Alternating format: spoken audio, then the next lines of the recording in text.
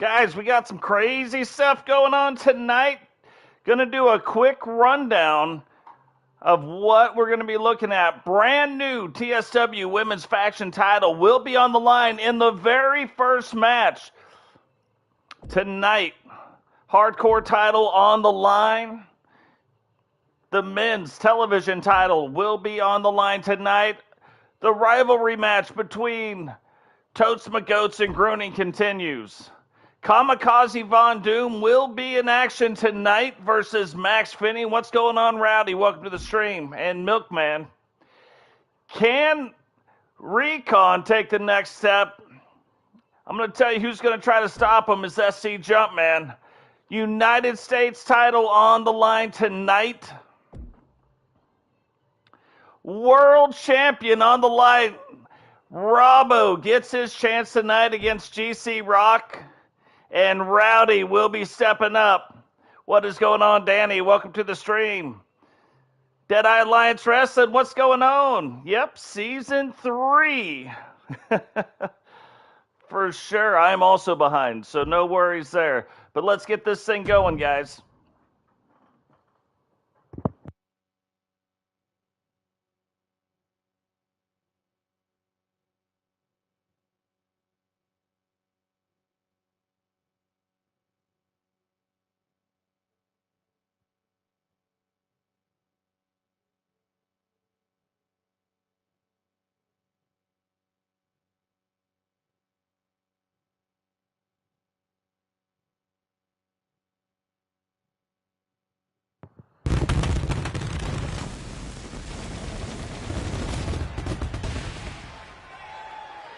Season 3 underway. Monday Night Meltdown coming to you live.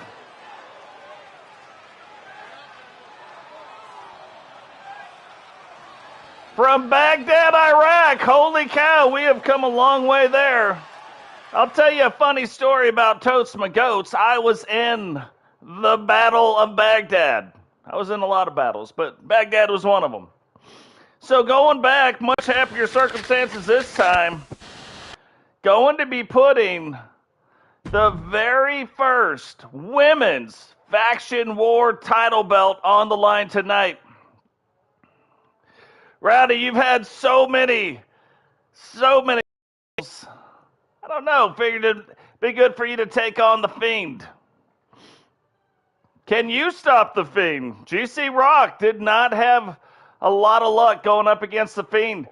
We do, and we are making it further and further into the different characters right now. If you could tell by their hair, Heather's hair's been updated. Misty Watson, of course, Jane's got her hair updated.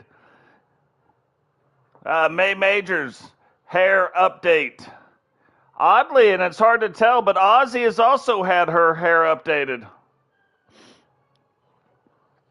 So nobody so far has been able to stop the Fiend, but Rowdy is going to get his shot tonight. Of course, the brand new look from Rebecca.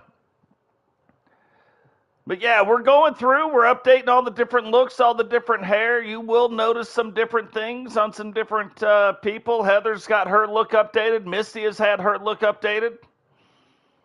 So we've got that. We got quite a few guys. Danny, of course, he's had his look updated.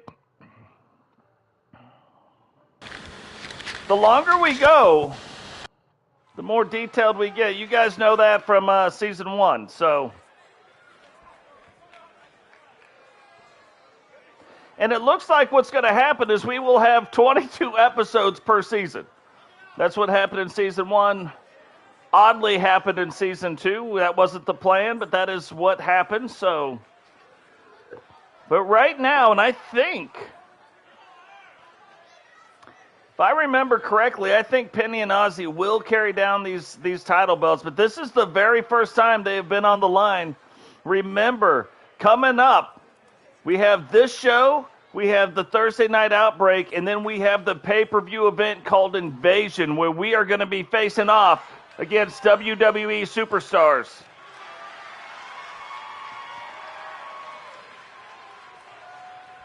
The following contest is a fatal four-way tag team match. It is for the honor of Alliance Women's Championship. Introducing first, the Spitfire Warriors. Spitfire Warriors making their way down to the ring. Remember, in order to even challenge for these belts, and I love that belt on Jane's waist, by the way, but in order to even challenge for these belts, you have to be a part of a faction. You cannot be just a tag team. You have to have at least 3 members. So, of course, you've got the Spitfire Warriors that will qualify for that. You've got the New World Order in the women's division that will qualify for that. And the Corporation will qualify. Well, I'm trying to remember all of them that'll qualify. American Alpha would qualify. Matter of fact, American Alpha was slated to be in this match to challenge for these title belts, but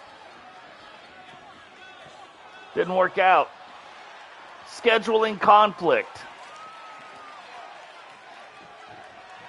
How's everybody doing today? We don't do a whole lot of these on Saturday, but we are going to do it today. Trying to get in 2 a week like we were doing, but as you guys know, if you've watched any of these, I have a really busy work schedule.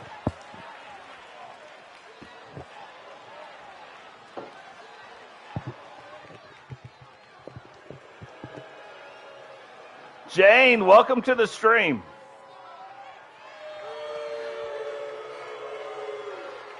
And their opponents first, the NWO.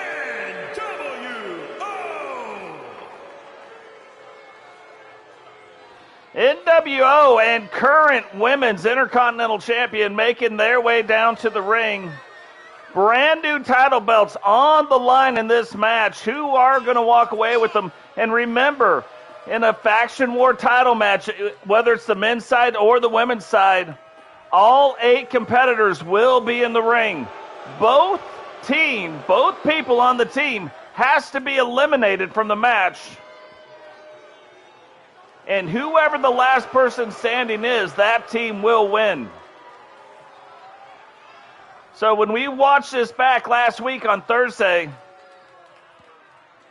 it came down to basically a fatal 4-way, and for the first time ever, the NWO lost the men's faction war title belt. So I was like, you know what? We might as well get it on in the women's division and bring in those title belts. So that's what we did. We recreated them for the women's division as well, still in the men's division. And then we'll have these, so that should be interesting. Rebecca, welcome to the stream. Becky wrestling in this match right now.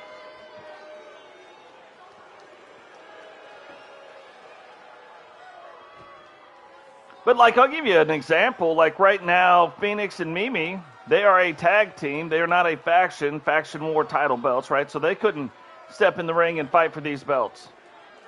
Going good. And guys, I noticed most of you are on Danny's channel, but if you are not, pop over to his channel, give him a subscribe, check him out. Great division content creator. Kills it in the raids, runs around, does the stuff in the dark zone. Me and Danny go way back, Division 1. Running around, dominating.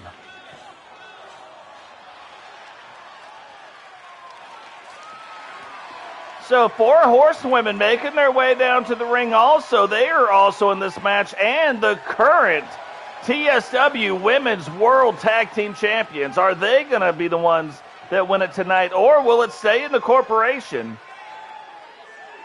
Because even though I believe Penny and Ozzy are going to walk these belts down, even though they're walking the belts down, they have not won the belts. They are just bringing it down to do the thing. Absolutely.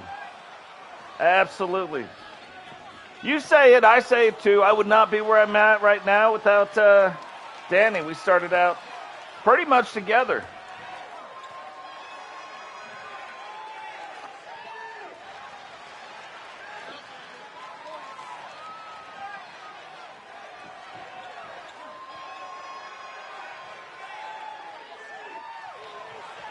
I'm telling you, the hair, like you can tell, like standing right there, the hair on the right versus the hair on the left. Like it on the right better. So the technique, it's not perfect, but it is getting better.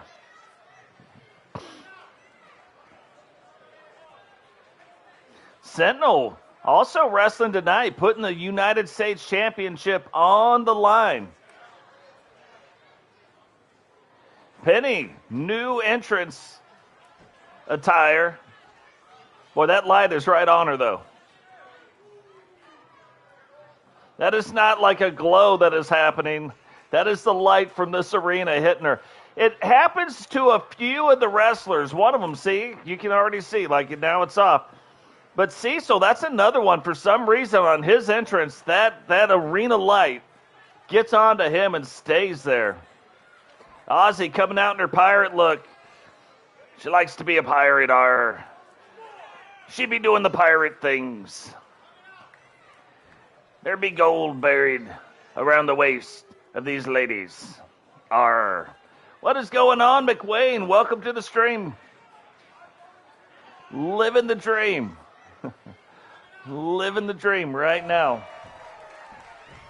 Now, McWayne and Danny, I don't believe are wrestling tonight, but will be in the very next. It will be on Thursday. What we call the Go Home Show. It will be the show right before our pay-per-view event. So we have this show, we have Thursday Night Outbreak, and then our pay-per-view event will happen. And in that pay-per-view event, it's called Invasion. The WWE and some AEW stars will be wrestling against TSW superstars. Cross-promotional pay-per-view event.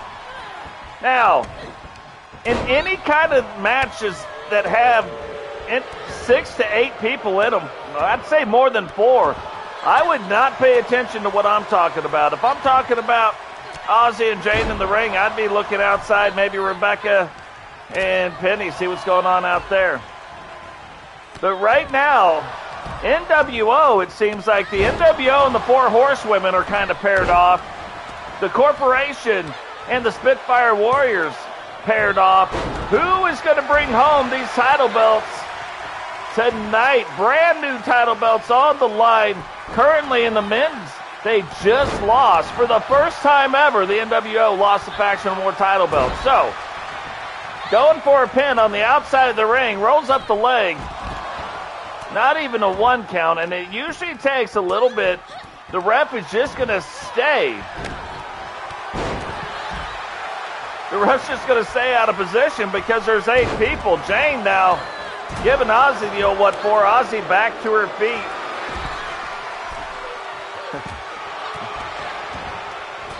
That's right, Becky. You are taking it to Penny right now. But now a little bit of back and forth when you watch the different ones with the NWO women and the Four Horsewomen.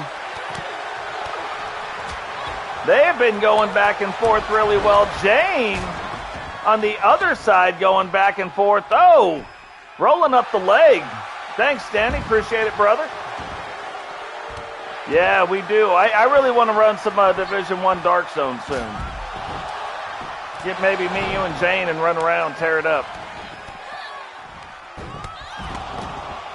Becky now throwing Penny. And remember, Penny is RGM and TSW. But taking the time right now so that Ozzy could be in this match and they could go after these title belts. If you notice, most of the time we have Penny bring down the inaugural belts. Now, not quite. Oh, there it is. Misty's finishing move. Rolls up the leg. And I'll tell you, you guys know this. I say it every time in real life. That would have been kicked out of. It is a protected finishing move called the End of Days. But it is not a protected finishing move in this game. So, Judge Julie Justice kicks out. Penny now going for the pin. And everything that goes on the outside of this ring is the great equalizer. Jane on Ozzy gets her. Referee gets into the ring but kicks out. Still in one. Heather now taking it to Julie Justice. Penny and That's probably where the match is right now. Penny and Becky. Holy cow, I wasn't even going to call it because Becky has been dominating Penny this whole time, but somehow Penny holds on. And now down to 7 people. Corporation, though, is tough. And there is a reason why Penny is the commissioner, so...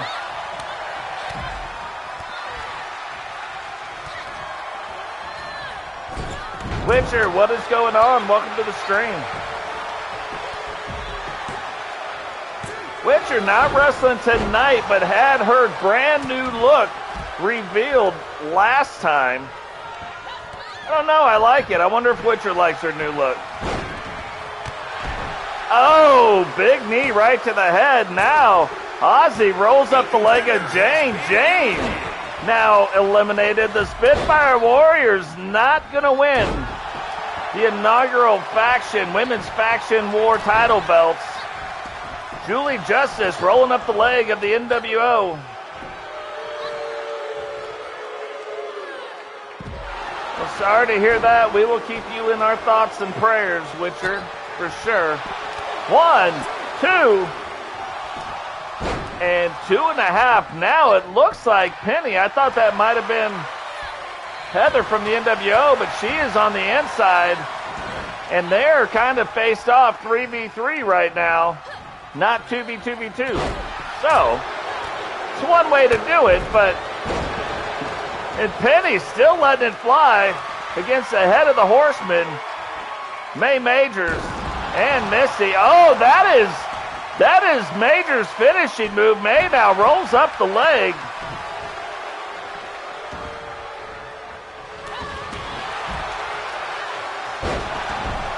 And somehow Penny kicks out, but I'm telling you, I think inside the ring she won't be kicking out. Got to start watching that. Heather kind of brings it back. Whoa, Ozzy. Not her finisher, but I have seen her win on that move. And here it is. H-bomb now getting put onto Ozzy. Will this do it? 1, 2, 3. And it looked like she was going right back in on May&Justice, trying to hit her with the H-bomb. Just going to go ahead and eliminate everybody, but Justice stops that from happening and breaks it up. Misty goes to put May in her finishing move, but May fights out of it. Oh, pile driver on the inside of the ring. Crazy side slam from Penny, and now Heather setting up again inside for what she calls the H-bomb, but again, May&Justice fights out of it. May now rolls up the leg of Misty. And here we go again. Right now, Penny and Heather have got to be smart about this. Can she, if she can eliminate her here, because right now we have 2 of the 4 horsewomen still in it as a complete team. So if either Penny or Heather gets eliminated, it'll be a 2-on-1, and they don't want that. Now rolls up the leg after the H-bomb inside, and she still kicks out. Penny now trying to get the pin on the leader of the 4 horsewomen. It's taking a minute for the ref to get over there, though, too. And she kicks out. The thing that they don't want to happen is one of them get eliminated. That will almost all but ensure a win for the 4 horsewomen. Now May rolls up the leg. Penny kicks out.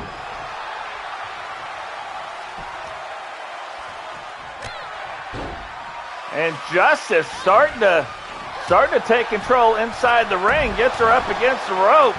Oh, that might be it for Penny. And a 3 count.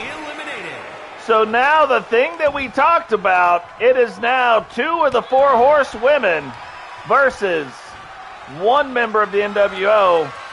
Pretty much all over but the crying. Gets it. Now takes, rolls. That is a crazy looking pin. I'm all about people winning on crazy pins. You know that. And I think something we'll start seeing soon. See, every time she's going to go, if it's anything that takes any amount of time like this, that's going to happen. You know, one of the things that I hope they start fixing, that has never been fixed in the wrestling game, is you see the other competitor, especially if you're on the same team, and they're just punching and getting in their own team's way. And right now, Heather should know that one's down, you have to go after the other. You don't set up for your finishing move. The logic of this is probably one of the that. Why would Majors get in the way of her own partner? Doesn't make sense. The logic has to be better. Period. Number one thing. Now back to the match. The four horsewomen now just kind of gloating about what they're doing here. But one of them, should back off, but they're both getting after it and getting in each other's way. Why is that a thing? Shouldn't even be a thing. Now, if you look at most of the one-on-one part of the match, but now Heather should immediately not do that. She shouldn't be setting up for that. She should immediately be going after the judge. But that's why I say, if one of them gets eliminated and it's no longer, and it's just a team match now. Now, hold on. Now, it's a better way to see this pin. And the four horsewomen do walk away. Your brand new Women's Faction War champions.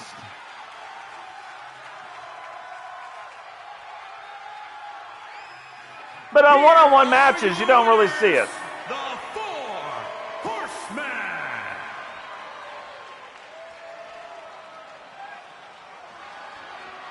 Those are very cool belts. I do like them. We have to switch up one or two things on them, but I have not found the graphics to do it for the women's division just yet. But we will get to them. Congratulations, though. Goes out to the four horsewomen. Are they going to have the same success the NWO has, where those belts didn't change hands for a long, long time? Don't know, but what I do know, looks like a brand new wrestler over on the left side of your screen. However, that is not a brand new wrestler. That is Rob Simpson, not wearing the colors of the New World Order. Again, is he going to come out to the song? We don't know. Is he going to do that, or is it going to be different? And then what is really going on? Nobody has come out and made any statements about what is happening with the New World Order. It's just odd that now they're popping in and out without the colors on sometimes, and then as you're going to see tonight, one of them is going to have the colors on. So,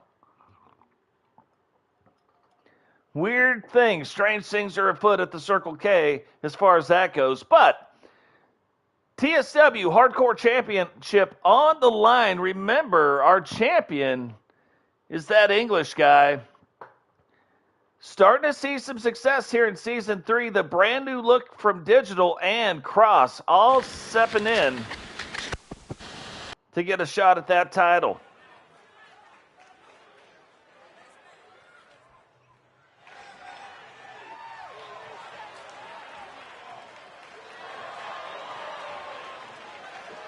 The following contest is a Fatal 4-Way Extreme Rules match and is for the Hardcore Championship. Introducing the challenger, representing the Doom Brigade from Chicago, Illinois, weighing in at 275 pounds, Crush. So very interesting.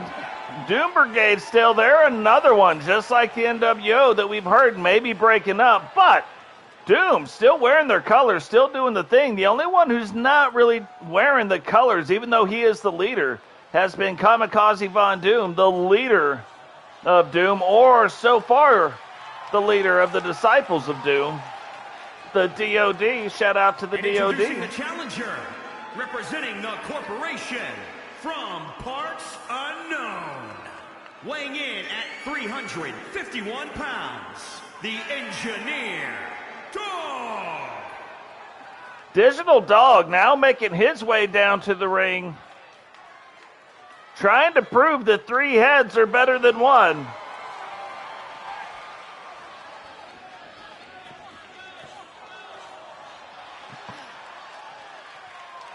And Digital was in the stream a little bit earlier, had to pop out, said he'd watch it later. Guys, remember, drop a like on the video, subscribe. Turn on the bell notification so you don't miss any time we go live. And so far, we're sitting at 351. Can we hit that 355 mark? And the only way we can do it is with you guys sharing the video. Everybody loves to share the video.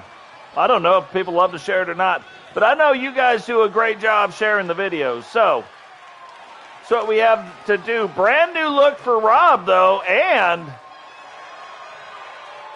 that is not the music of the New World Order. This is kind of telling because Rob is the leader, or was the leader of the New World Order. Now coming out in the red, the white, and the blue.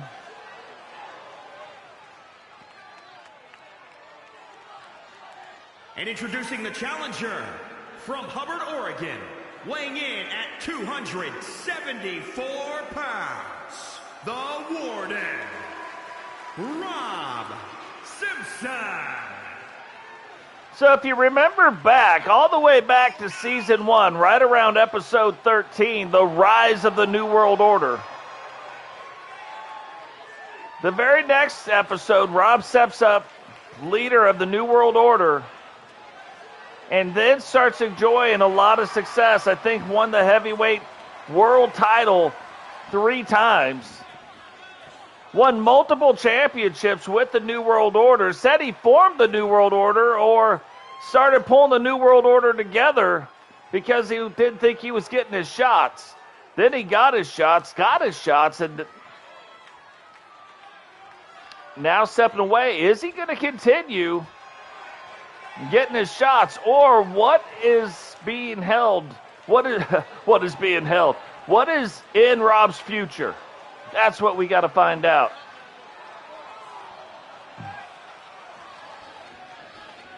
And introducing the champion, representing the Gladiators from Blackpool, England, weighing in at 360 pounds. He is the Hardcore Champion, the Monster, England Guy. English now making his way down to the ring. Started seeing a lot more success as soon as he joined the Gladiators.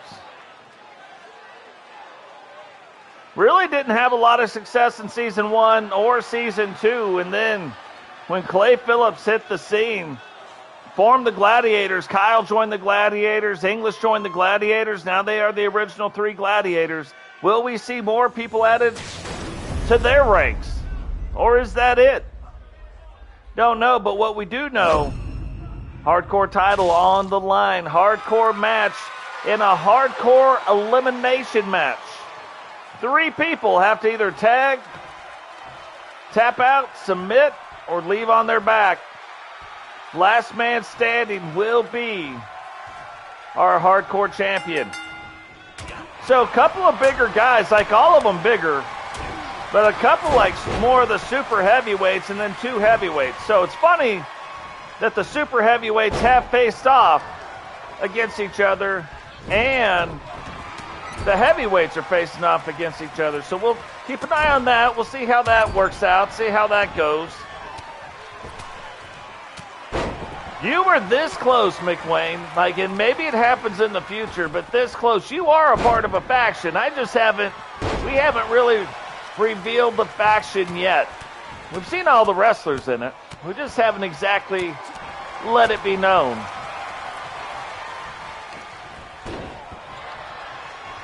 But yeah, you were this close to being a Gladiator. I had Gladiator stuff on you.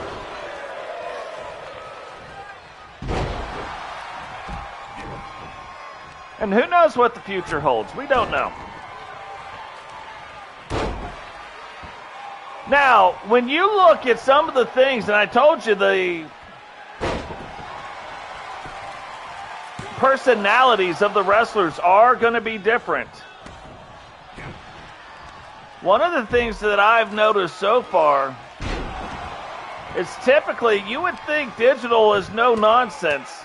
And I think if he got to the point where he was pretty straight edge, no nonsense, just wrestle one drive. Like, not all the wrestlers need to do this, but I think Digital does. If he ever gets to the point where that's what he's doing, watch out, TSW. He will steamroll. I think he would steamroll everybody.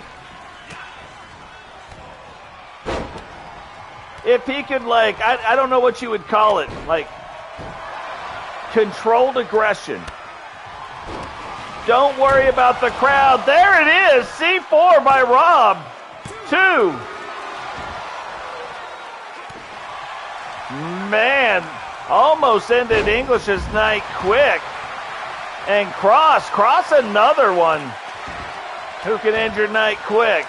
That is a big slam. And English is like, hey, even though I'm bigger than Rob, I am going to need the help of one of my friends called Monsieur Hockey Stick. And that seems to have helped out. Starting to give English the other upper hand. 2. Rob kicking out in 2. But that's the thing I want you to notice that I've noticed so far. Digital will start getting the upper hand, right? And then he'll play it up to the crowd, and then he'll lose that upper hand. So if he can figure out better times to play it up to the crowd, not in the beginning, watch out.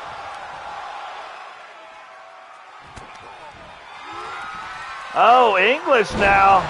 There we go. Little tea and crumpets for you. Hits him with the English muffin. And 3 count. And it looked like at one point like Rob was going to take control of that. Now, English and Digital, but Digital's like, I don't care if you're trying to help me or not. There could be only one.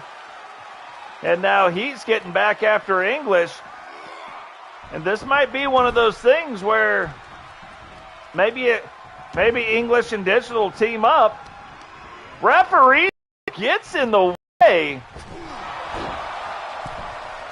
and ends up costing Cross a little bit right there. And this is what I'm talking about. You see English Digital, instead of handling the business, wants to yell at the crowd and said, hey. So you can tell Digital, not a big fan of people, gets distracted with that kind of quick when he needs to be whooping butt. And taking advantage of the guys that are trying to play up and get the crowd excited. Digital yelling at the crowd. Cross trying to get the crowd excited. 2.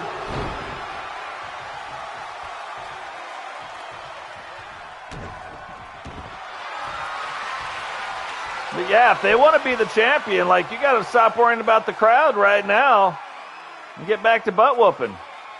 English. And maybe this is why English is the champ right now. English wisely sitting on the outside of the ring, kind of picking his poison. Saw Digital talking smack, and then jumps in, tries to take advantage. But now Digital maybe. Oh, no. Digital going to put his finishing move on. Ends up getting hit by Crosses instead. Cross now rolls up the leg. And Digital kicks out just in time. But now, these two guys better watch out, because Digital's got it loaded up. He's got it loaded up. Thought Cross was going to try to get him over that rope, but uses the rope instead. Then goes and picks up Digital. Big slam down on the ground. I am absolutely shocked that he could pick him up that way. And Digital kicks out yet again.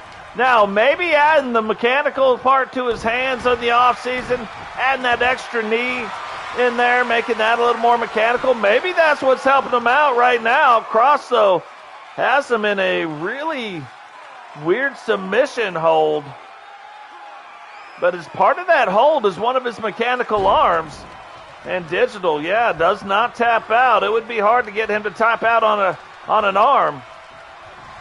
Cross now picks him up, brings him back down. I knew he'd roll that leg. 1, 2, and again kicks out. Cross can't even believe it, but guess what? He doesn't have to believe it for long, because here comes English. Hits him with a shoulder buster, even though he was grabbing his ears. Cross tries to roll out of the ring. English says, no, you stay here. Oh, thought he was going to try to pin him, but Cross getting back to his feet. Digital now also getting back to his feet.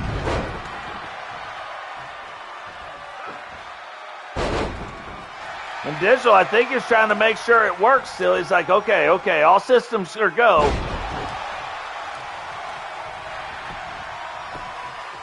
Wisely kind of steps back, lets English roll him up, only a 2 count, but right here is where I would have taken advantage. Oh, he does take advantage. Gets him up, brings him back down. Is the champ going to be able to kick out? Here we go. 1, 2, and kicks out in 2, but that is starting, and this is what I'm talking about. Digital's got to let it fly. Cross, though, picks him up, puts him out of the ring. Thought he might have been going after English, but instead does not go after English.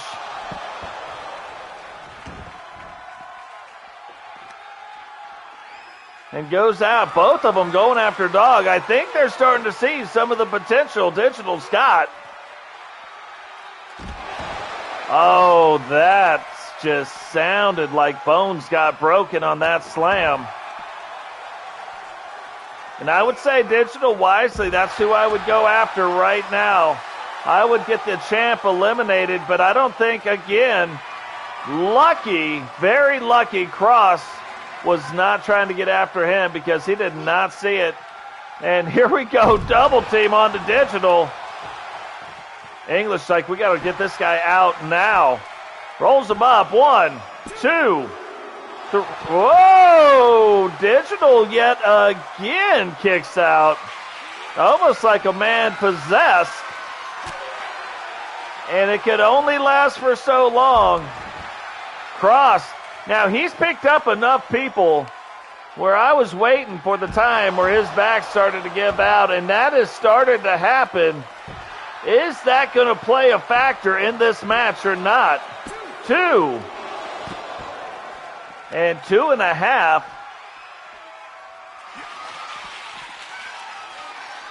Here we go. This is Cross's finishing move, and if he hits this, I'm going to say there's no way English kicks out of that on the outside. The champion has been eliminated. So no matter what happens, we will have a new champion, and oddly, on his way up, English just saved Cross from Digital's finishing move.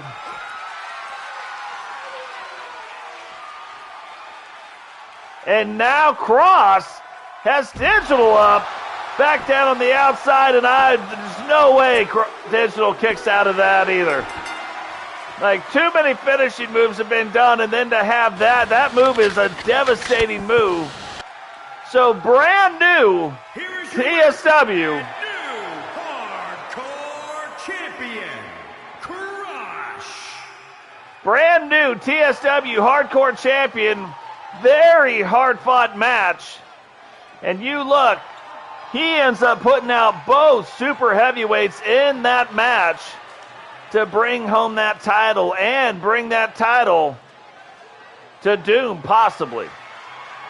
Have to figure out what's going on with Doom, but man, great match there. Congratulations going out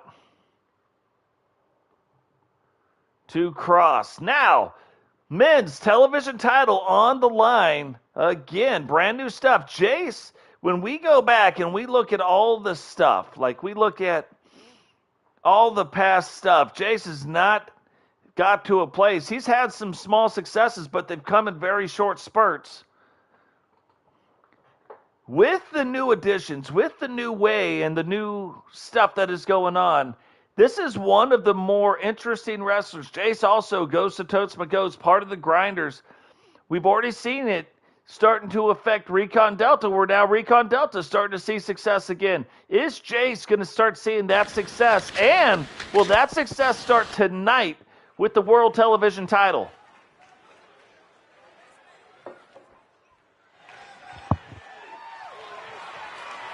The following contest is an Extreme Rules match and is for the Television Championship.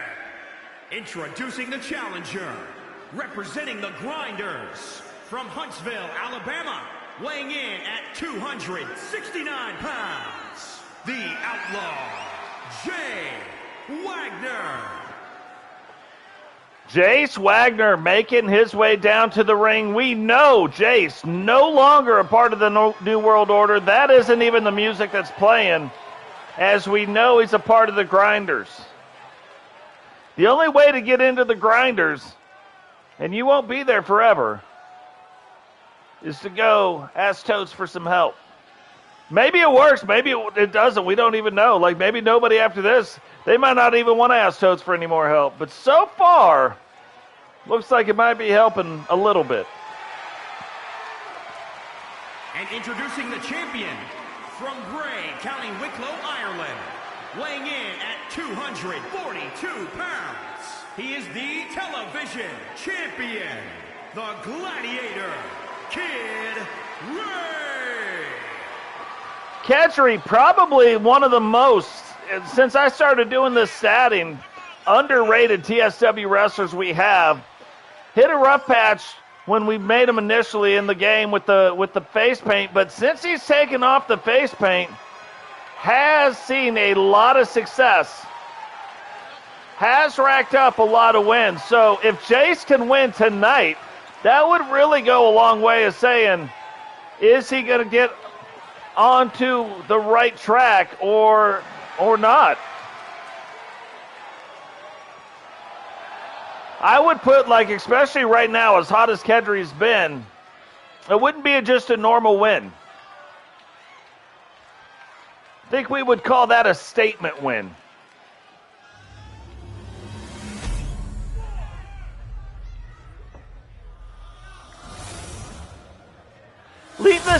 Leave this in the comments. If you guys are here live, then yeah, of course, say it in the thing. But if you're watching this later, leave it in the comments. Of all the wrestling belts that we've created, which is the worst one? I'm not saying it's bad. You're not saying it's bad. I'm just saying, which is the worst one? Which title belt would you redesign? On the men's side, on the women's side, maybe one of each, maybe. But something. Give me something.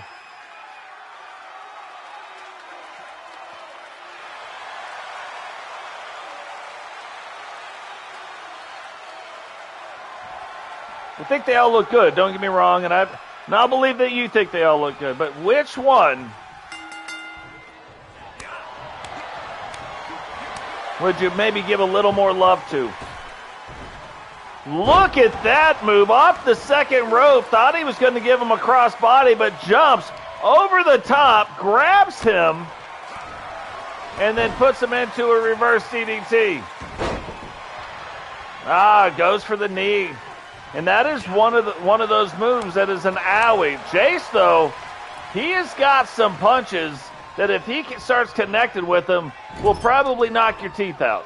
Like if you had teeth in your face would be like right in your teeth a little letter saying, hey, come back. Remember back in the day when we used to be together and then you left so suddenly and violently? We miss you. Now this match so far still very back and forth. Jace now picking him up. Oh, looked like he was going to pull the ripcord on him, but instead, he's got him in a torture rack and then using his own arm to choke him also. So you're in the torture rack, right? And then I took your own arm while you're in the torture rack, and I'm going to choke you with it too. Kedri did not appreciate that. Tries to get it turned around, but Jace is like, no, look, I'm doing good things right now.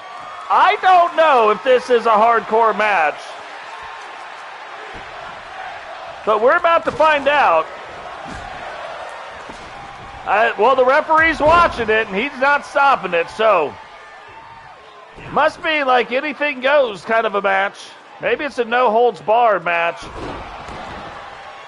And there it is again, another reverse DDT made famous by Sting, and also known as the Scorpion Death Drop. Kedri now taking his act up to the top. And there is that crazy spinning move. That is not his finisher. But maybe, we've never seen him win with the move, but maybe we will. Now he picks up the baseball bat. Jace trying to get up, and now just hitting him with that baseball bat. Finally, Jace like, stop. Ouch. I'm sorry for bringing the baseball bat in the ring. So Jace hit him with it twice. Kedri hit him with it 4 times, and that might do it. The Jace of Spades. 2, 3, has come back to Baghdad, Iraq. I was going to say 3. Kedri said, shut your mouth. Told Frankie Two Fingers, you know you're rolling, shut your mouth. I said, all right. Fair enough. You don't argue with Kedri. Kedri got them muscles. Rolls up the leg. 1. Only a 1 count. Now, that's probably got Kedri a little bit distressed. I know at this point in the match, I'm only getting a 1 count on my opponent, and he almost put me down for a 3. I would probably be a little nervous. Oh, there it is. Big overhand forearm now. Jace kind of playing it up to the crowd. Rolls the leg. 2. And only out in 2.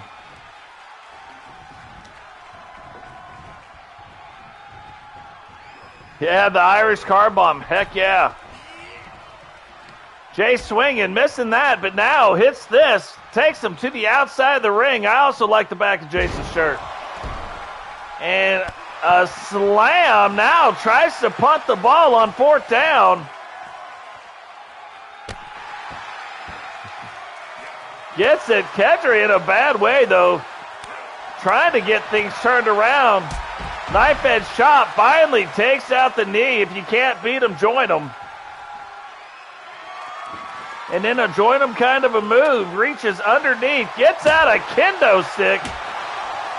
And look, Kedri, we said was falling behind in this match, but Kedri has been using everything in his power to win this thing. And may have Jace in a pretty good position now to use the move that Sentinel just tweeted about, the Irish car bomb. Will he do? I don't know if the pins will count on the outside of the ring because the ref's not counting, but that doesn't mean that falls will count anywhere. Just means there's no countouts. Now goes and gets the bat of Totes McGoats. Why Totes doesn't have the bat, who knows?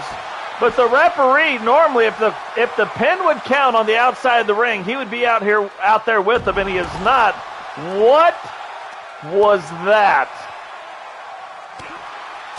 I am shocked Jace could even recover that fast from that.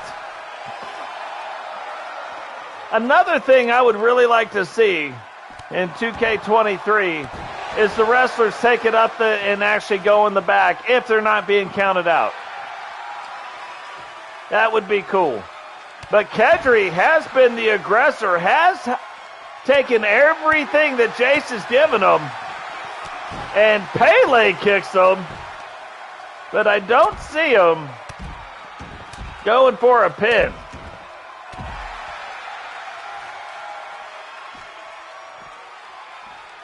So we have seen no pins, so I don't think pins can happen on the outside, or he would have gone for it by now. Jace now trying to get things turned back around. Swinging neck breaker. And these guys, if they want to win the match, have to get back into the ring after the Vulcan Death Grip.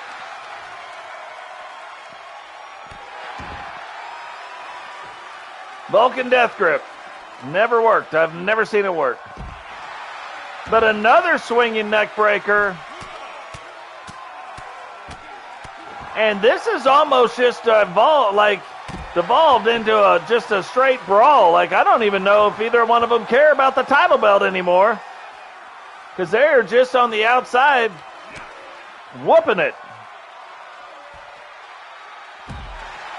Oh, Kedri put Jace over his knees, said, hey, you do it, old Papa Kedri tells you, or I'm going to get that butt.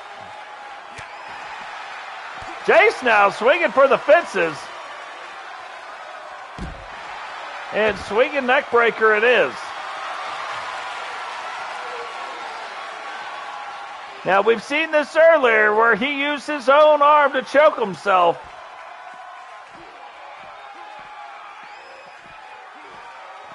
But regardless of the outcome of this match, I just don't think it's going to matter.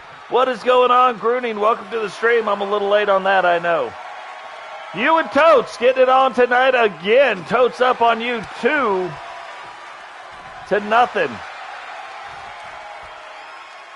But is that going to set up something? Is that going to set up something in the pay-per-view? Remember, pay-per-view event happening soon.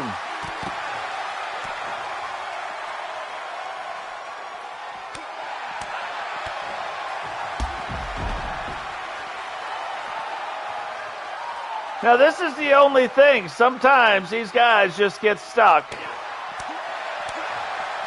And I wish one of them would do the thing. Or the referee would make them do the thing.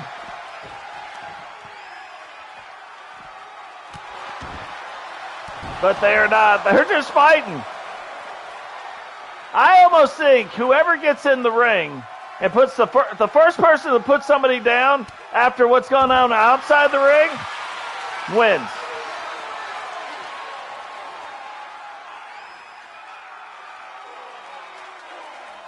Has him in that choke, but the referee is not there to tap him out regardless.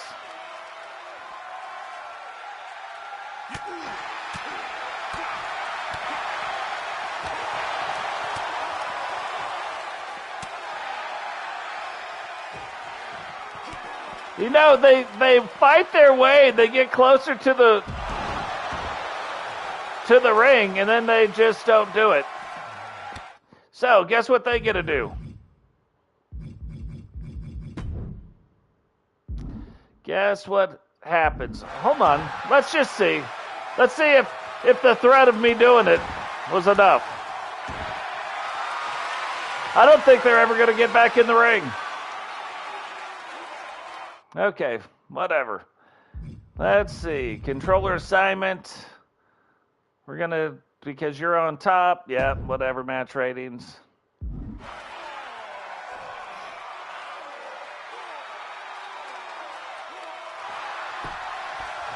Yeah, I'm not hitting the buttons to do the thing. God dang it. I don't play enough to know the controls anyway.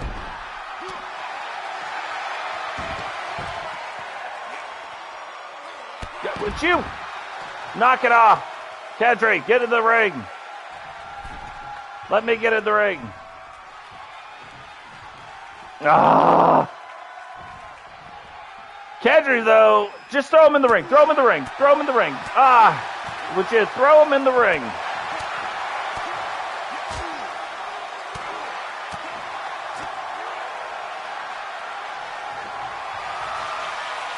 Ah. No, no. Let him go. Let him go. Get in the ring.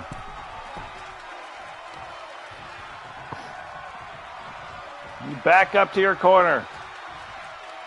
Okay, once he gets in the ring, we will get back to this match.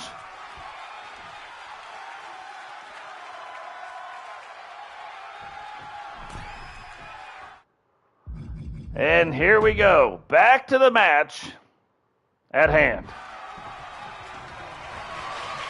Kedri, though, there it is. Picks him up. Irish car bomb. That'll probably do it. 1, 2, 3. And there is your winner, Kedri, coming through. Irish car bomb to retain. Here is your winner, and still television champion, the Gladiator, Kid Ray. So that'll be something we got to keep our eyes on. How long some of these matches go. Like, I almost feel like I got to put time limits on all of them. So it's the weirdest thing that they'll do. The weirdest thing that they do is when they do some of the updates, it jacks up some of the computer logic to where then they get stuck. Did you see it? They really were stuck just doing the same thing in this one little area outside the ring. And every time one of them would start to go, it'd pull them back into the thing. And it'd start to go, and it'd pull them back into the thing. So, another thing would be nice if they fixed. Now, the coolest thing is, when they did the 2K22 thing, that is the base game. I think 23, we're really going to see, are they adding the depth or are they not? Are all the things that everybody said about the game true or are they not true? We're going to find out.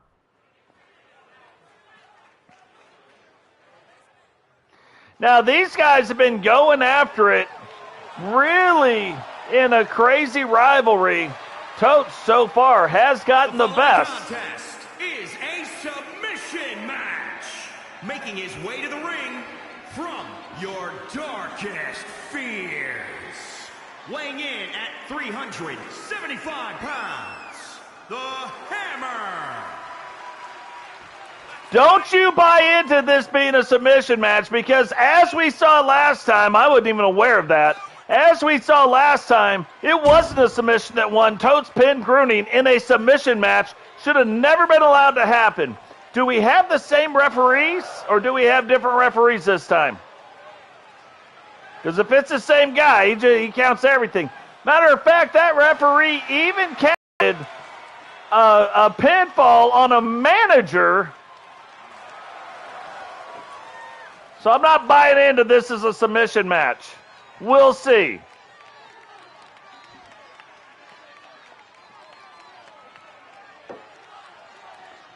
It'd be cool if it was a submission match, but we will see. Grunning, what do you think about your new look?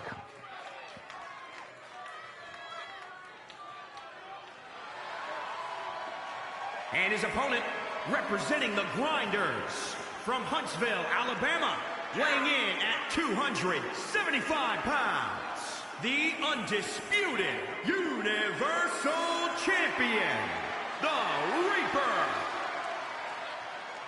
Universal Championship will be on the line in the very next pay-per-view. It has been around the waist of Totes My Goats for a minute or two, right? But it will be on the line against somebody in the WWE.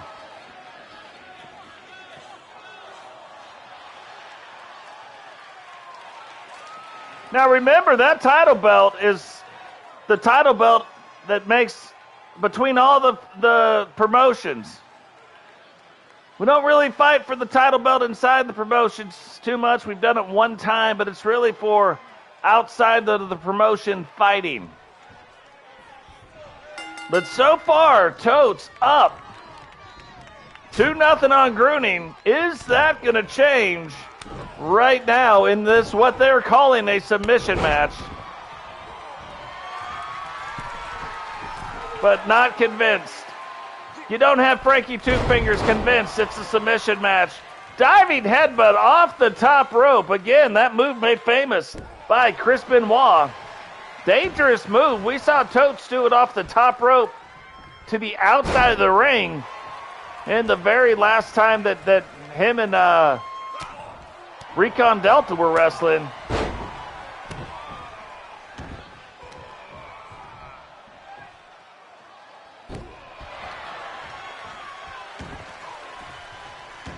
So far, right now, Totes staying on top of Grunning. Really the aggressor, but is Grunning going to get this turned back around? I probably wouldn't be doing this if I was Totes, letting Grunning get back to his feet by himself. But again, right now, I guess maybe we don't argue with Totes' logic. He has won the last 2 times, and again, trying to control the pacing of the match. Grunning, though, caught Totes, saw what he was about to do, run, jump off that rope like he does, and instead caught him as he was passing by. And now Grunning starting to take it and take it at a different pace than Totes took it in the first place. Apparently Grunning also did not like the punches to the head. So just returning the favor. One good punch deserves another.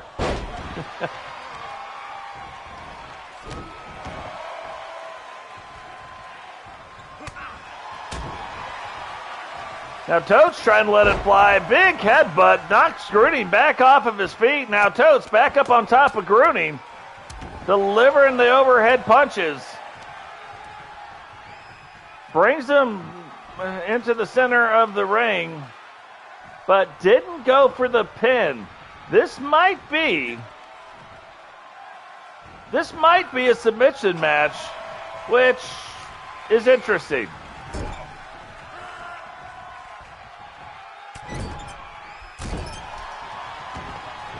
I'm not exactly sure what submissions each wrestler might have in their arsenal. Both of them not really known for being submission wrestlers.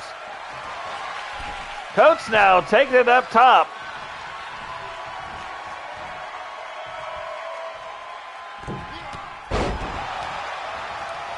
Yeah, Totes.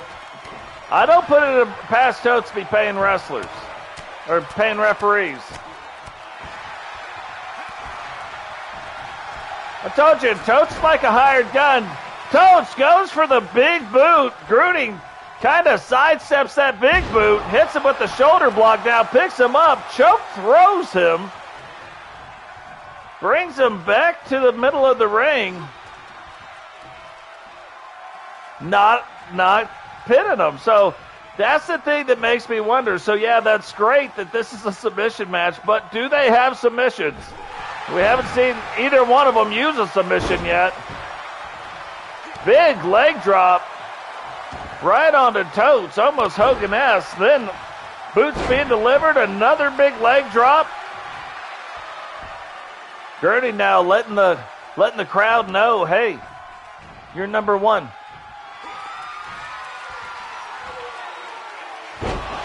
Big slam.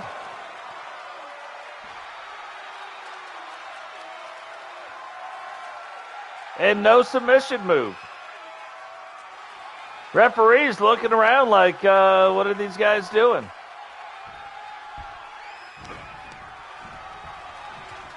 Totes trying to get to his feet. Grunning not letting him. Totes rolls him up. Look at this. He didn't count it, but it looked like he wanted to. Totes now letting the hands go.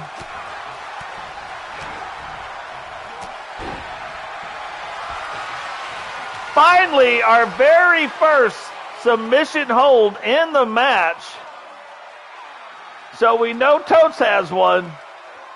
Referee right there on top. Grunning fighting out of it, though. Now we got to see one come from Grunning. We haven't seen one come from him yet. Picks him up. Slams him down. And the referee went down, picked up his hand to do it, but then stopped. So, to this point, I still think it might really be a submission match. But Grunning, to this point, we haven't seen a submission from him. Does he have one? Does he care to have one? Whoa! Grunning thought he choked through him. Totes lands on his feet. While Grunning's playing it up, Totes brings down that clothesline from behind. And now they take it onto the outside of the ring. You can win on the outside of the ring because the referee has made it to the outside with both of the competitors. So the match can be won. But is he going to go for it right now, or is he not? Throws him right towards the ref. Ref sidesteps him. Grunning runs right into them stairs. And this so far has been the longest outing between these two wrestlers. And here we go. And once again, in a submission match, the winner's decided by pinfall.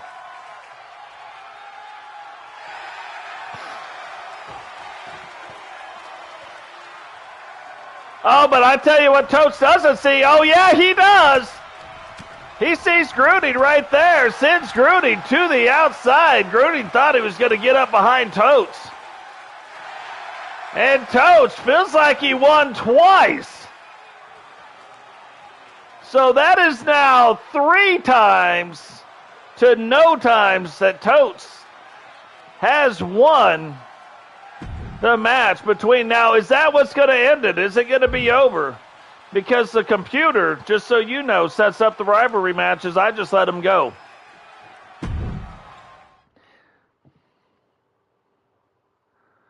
So there we go.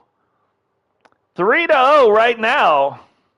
But does this all culminate at a pay-per-view, or has Grunning and Totes had enough? Have they finally settled whatever it is that they were trying to settle?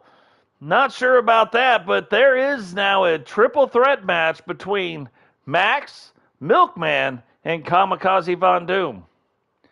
So we haven't seen a lot of the rivalry really between Doom and the Maniacs really take off. Don't know if that was ever truly settled or if it ever really got going, but 2 of the members facing off in the ring tonight with a third Kamikaze Von Doom. Now, here's the crazy thing. We've talked about this. Is Kamikaze Von Doom still the leader of Doom?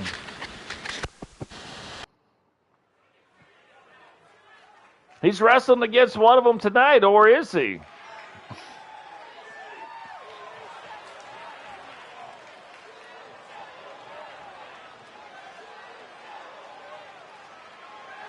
And they're not coming out together. The following contest is a triple threat match.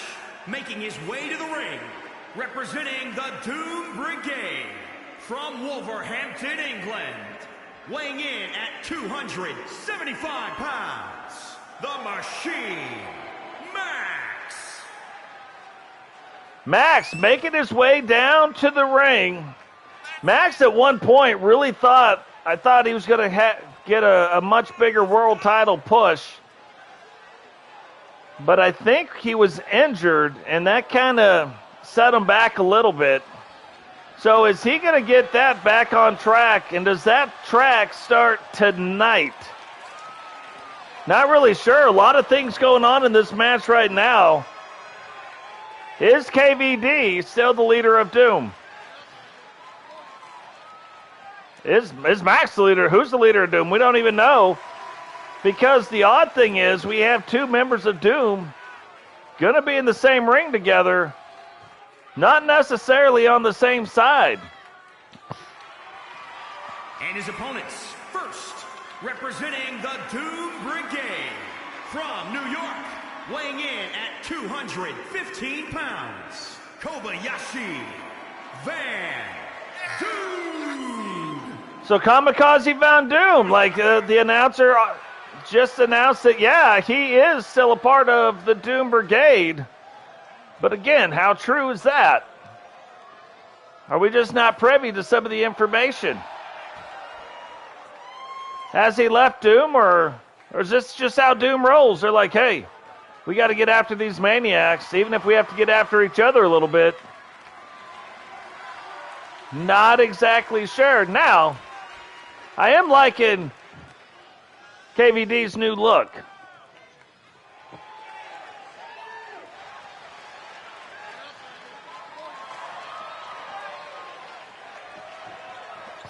And representing the Maniacs from Aberdeen, Scotland, weighing in at 275 pounds, the Milkman. The Milkman dropping off the milk at the back door. Always a cool cat. Doesn't even seem like he cares who's in this ring with him. He always feels like he's going to handle his business.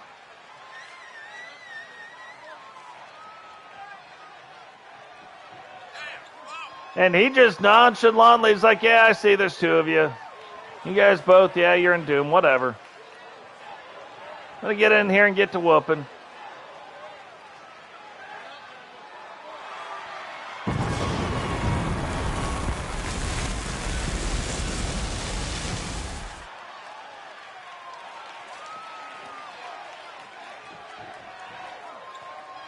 Gonna get in here and get to whooping now. Remember, Milkman, too, kind of a master manipulator in the mind game department. Can he find a way just to get those two to turn against each other in this match? Kind of a dangerous thing anyway, even if they are together.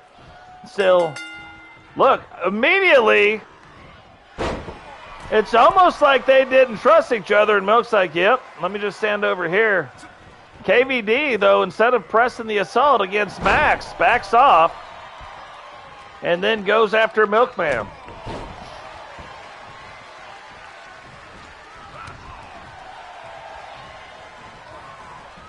So whatever it is, or however it's going to go, is yet to be seen. Now, is this going to be a true triple threat match, or is this a triple threat elimination match? When the first pin happens, I think we'll figure it out pretty quick.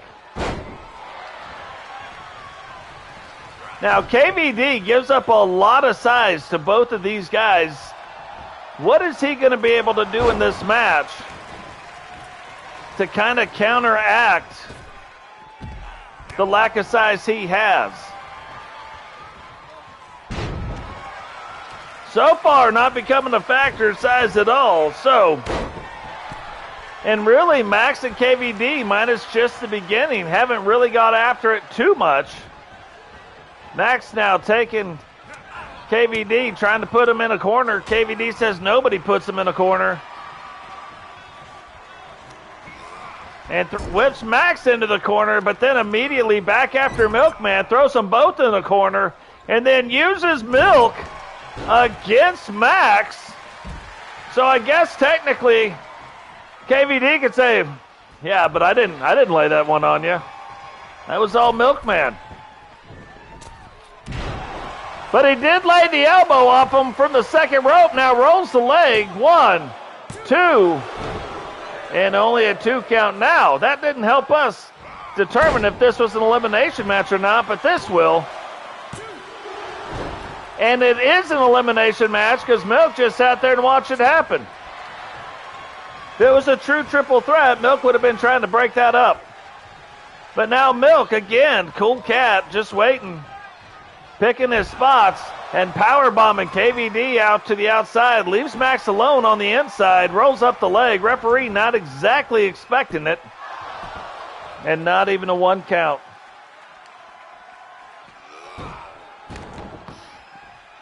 Ref is definitely on the take, Rowdy, and I seriously think Totes McGoats is probably slipping him the quiche, and that has got to be pissing Grunning off.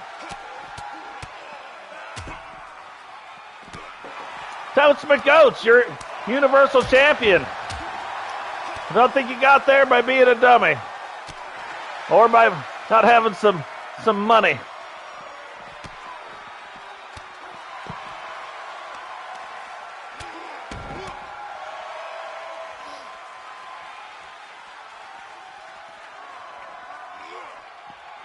Max now trying to get KVD out of the way, but Milk's like, nope, leave him in between us. That's a good place for him. Milk then pulls the ripcord on KVD, hits him with that big knee, and every time Kamikaze fights out of one, misses it. Milk then misses the big Superman punch, but hits it the second time through. Max, though, recovers quick and throws him into those steel steps. Now, is KVD going to back off? Nope. Not going to do it. Throws Max into that little crossbar right there. Not sure how Max did that, but he did. And here we go. Knee to the face again. Almost like one of Milkman's favorite things to do. Put the knee right to the face. And gets a 2 count by Max. He says, no, let me try. Maybe you did it wrong. Nope, only one. A 1 count. Max whips him in, but look, Milkman there to immediately stop it. Slams him down to the ground. Goes to give him a little bit of Karate Jones. KVD's like, we don't have time for Karate Jones. Lets the knee fly. Whoa, look at KVD. Catches that leg, then ducks that head back around and sweeps the leg. Danielson goes to deliver the elbow of doom, but Max kind of saved Milk from it. So KVD did not appreciate the save by Max, and is he going to try to deliver the elbow of doom onto Max now? Doesn't, but does roll the leg. And gets a 2 count. Milkman backing off, trying to gather himself, and KVD right on top of him. KVD, that's going to be the thing that helps him, is the speed and the high-flying stuff like that, right out the top rope, slingshot. Engaged, Ricky Bobby. Hits him, and now, is he going to deliver the elbow of doom? Setting up for it. Here we go. Hits him with it. Has the leg hooked. 2. And only a 2 count. Max now getting back in. Referee going to get in the way. What is going on, Mr. Fuji? Welcome to the stream. Guys, remember, drop a like on the video, subscribe if you're new, turn on the bell notifications. Elbow of doom now delivered on top of Max. And I'm going to tell you, that's going to come back. The leader of doom, or the supposed leader of doom, eliminating one of his own disciples. Kamikaze may not be in. Now delivers that elbow. Milk recovers quick, though. Tries to get that leg. KVD just sits back, throws him up into the corner. Now whips him, hits him with the elbow again. And will he go for this pin? He does not. He does not go. Well, he goes for it now. Rolls up the leg. 2. And a 2 count on to Milkman. Will he roll the leg again? No, possibly going for it again, and this will do it if he can hit it. That was not Doom's elbow, but that is an elbow off the top rope. And will this be Doom? Nope. Cross body. Hooks the leg one more time. 1, 2, 3. And Kamikaze Von Doom comes out of your triple threat elimination match on top. Here is your winner, Kobayashi Van Doom.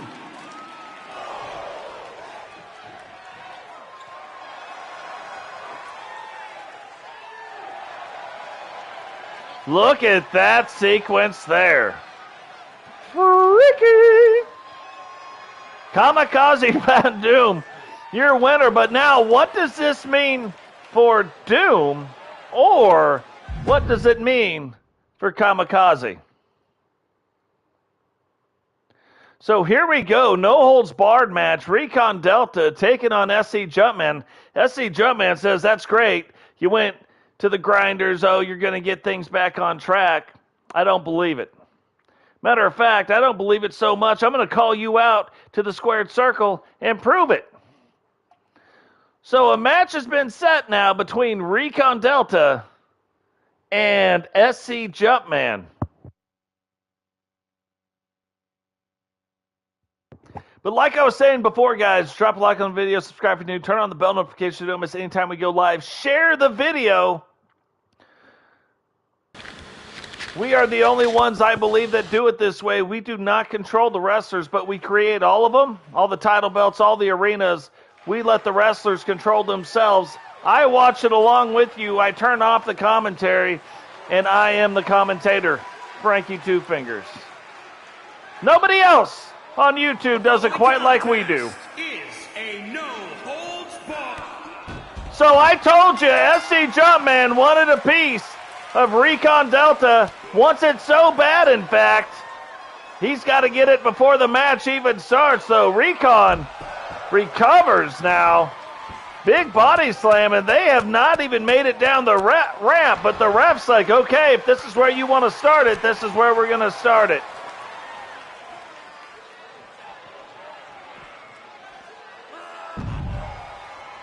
Recon now, even though he was the one that was jumped, becoming the aggressor.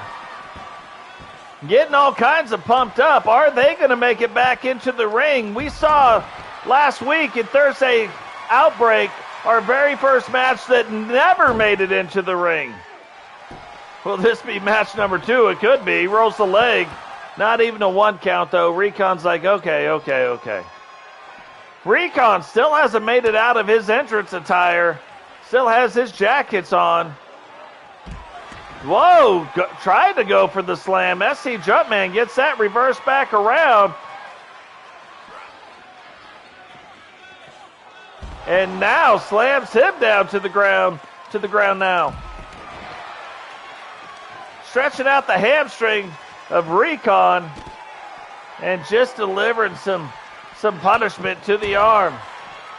And to that left arm. Maybe SCJumpman knows something we don't know, and he believes if he can take out that left arm of Recon Delta, that'll be all that needs to happen. Recon now finally gets his jacket off, but reverse Hurricane Rana. The move almost looks like the nail in the coffin, driving that head right into that ramp. Now that ramp does have a little bit more give than the concrete, but not quite like a wrestling ring. So now SCJumpman rolling up the leg again, only getting a 1 count, but they are making their way down a little bit further, getting a little bit closer to the ring. There it is, clothesline, and remember, Recon can end a match quick. Like we say it about some people, but he is on a list that, like, he can, at any point, can hit you with the Delta variant. At any point, can hit you with that Superman punch and end the match. Whoa, SCJumpman grabs him, Hurricane Rana frontside style this time. And they are working their way back up, but it doesn't matter because the referee there to count it wherever the match may go. Slams him down again. Is Recon, well, hits him with the Superman punch, rolls the leg.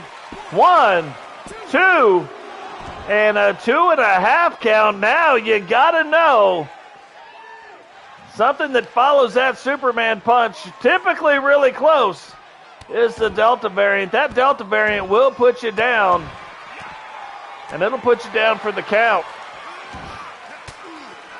Jump now, reverses it back around, throwing the bows, trying to stay in control of the match. Does not want to get hit with the Delta variant.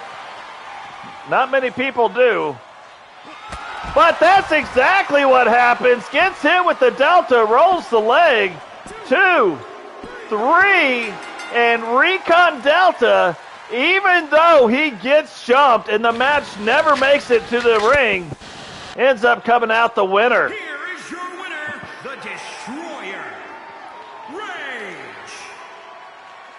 So we have seen a new side of Jace now that he's joined the Grinders. And in four opponents that Recon has faced since joining the Grinders, he has beat 3 of them. So is he back? And how much longer will he even be in the Grinders? Hard to say.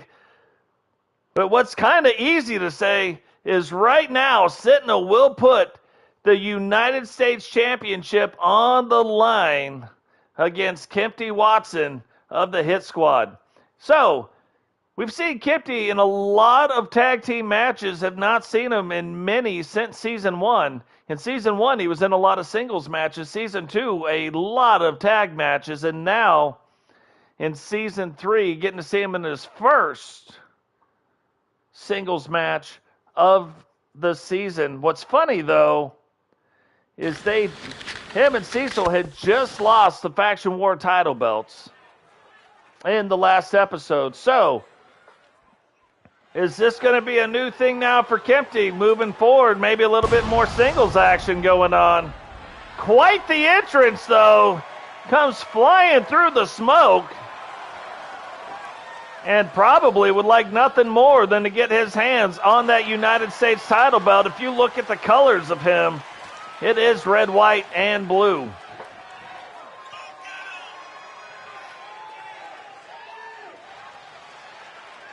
The following contest is scheduled for one fall and is for the United States Championship.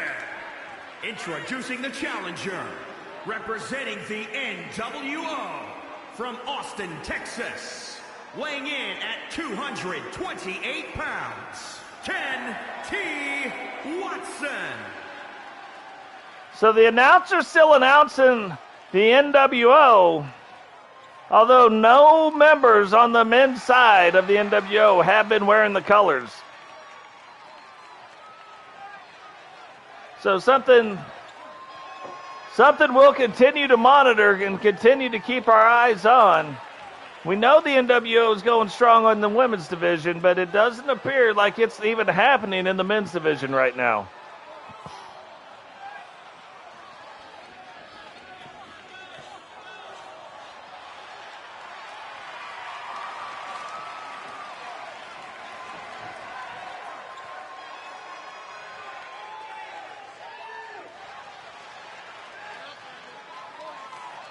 And introducing the champion, representing the Order from Virginia, weighing in at 275 pounds. He is the United States Champion, the Blueprint Big Sinister.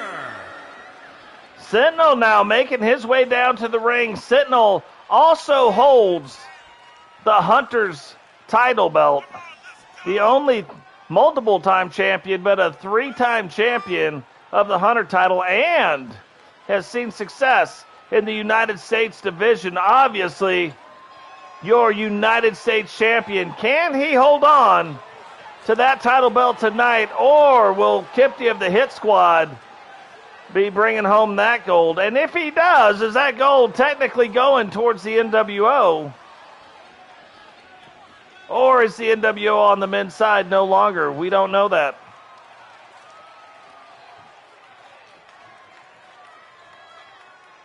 Yeah, I love these Hunter outfits.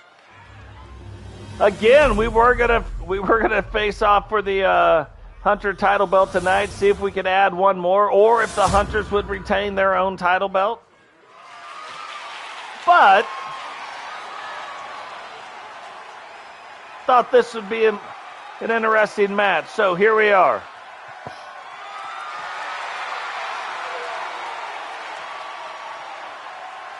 Sentinel, typically not in a lot of one-on-one matches, but will face off tonight one-on-one with his title belt on the line against Kempty, a member of the Hit Squad. So, if the NWO does resolve and the Hit Squad stays formed, we know Cecil Davis and Kempty Watson are the Hit Squad. Are they going to be a tag team, or do they find a third and become a faction? or basically stay a faction, just not a faction called the New World Order. A lot of questions relating back to the NWO. That is a devastating move. The coup de grace right off at the top rope. That would probably end everybody's night, even though that is a move made famous. The move made famous by Finn Balor. Rolls the leg, though, only a 1 count, and the Hunters, not easy people to put down, but neither are the Hit Squad. And that's what was kind of really intriguing about this match. When we put Kempty in it, was he going to come out in the colors of the New World Order or stay in his Hit Squad attire? So we know that, obviously opting for the Hit Squad attire, but we don't exactly know what that means.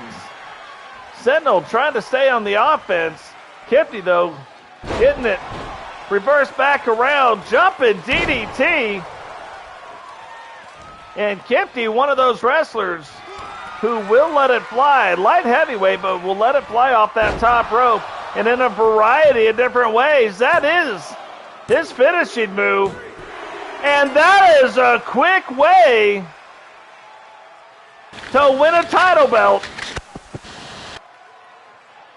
I don't think he expected it.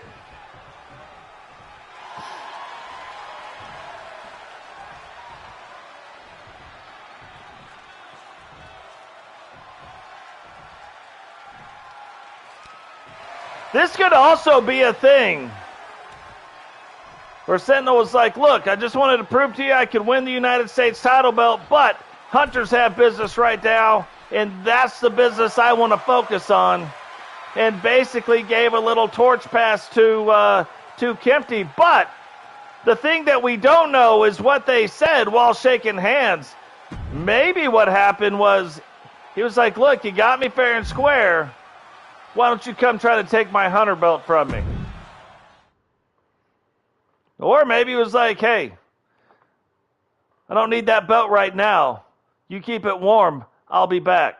Who knows what it was, but that was a quick match.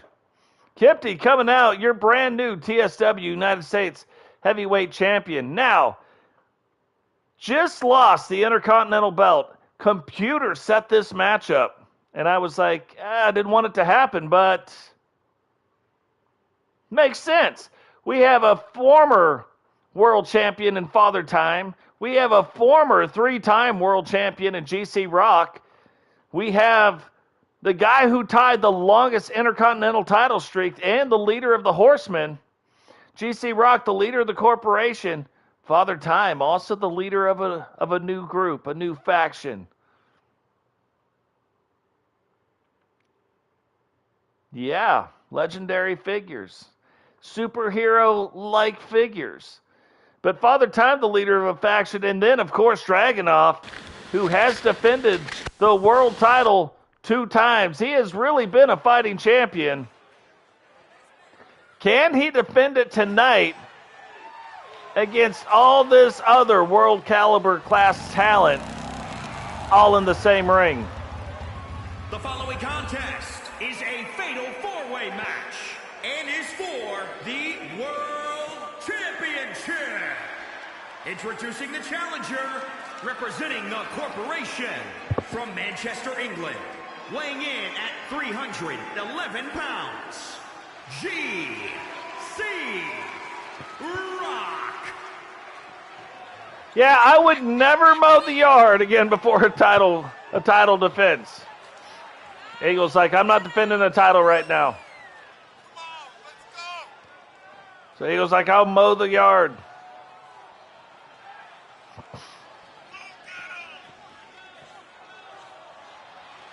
Is GC Rock going to become the very first 4-time world champion? Now, the thing is, though, when GC Rock has won the title, he has never successfully defended it.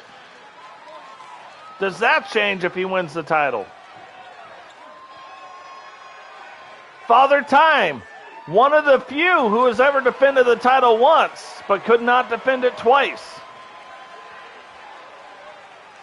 just had a world title shot.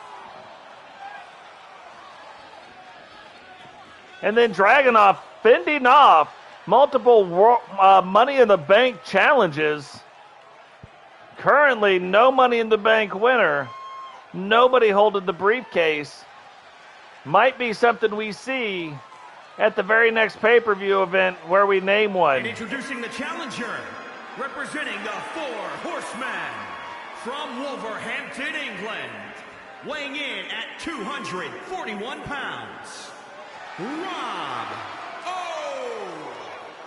And of course, Robbo making his way down to the ring, super pumped up, highly disappointed, lost that match, had the match at hand against Boom. Boom all of a sudden comes off a rope, recovers, and boom shakalaka out of nowhere to take home the Intercontinental title. Now, does that motivation and that anger and that frustration cost him in this match, or does that propel him into becoming the very next TSW World Champion?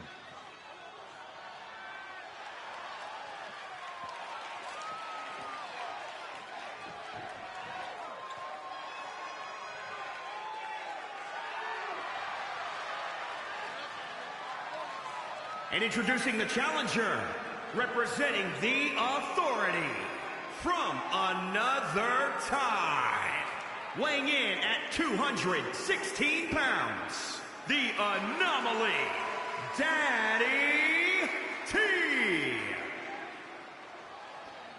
The Authority, the leader of the Authority, now making his way down to the ring. The first time that we have heard about this faction. But inside this faction, you have McWayne, Angel, Father Time, Whitney West, and also another one. I know who it is, like I can see it in my head, but another female wrestler. So 2 female wrestlers, 3 male wrestlers inside the Authority group of superhero-esque type figures. What kind of splash do they start making, and when do they throw their hat into the ring to go after the Faction War title belts? Maybe sooner than we think.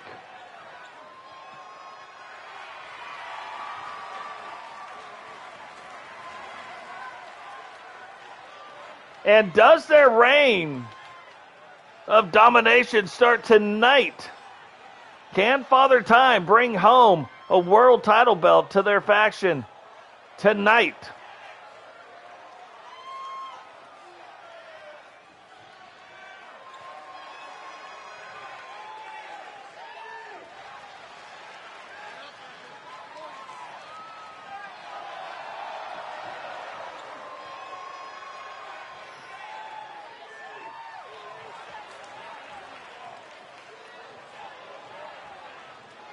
Where are you guys from, Sentinel? I know you told me.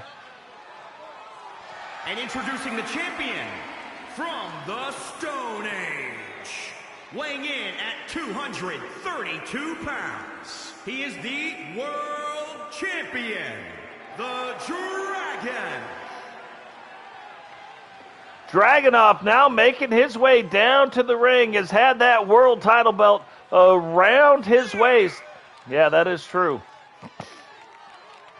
Has had that title belt around his waist for some time now. Defended it twice. Both times it was defended, it was against Money in the Bank challenges.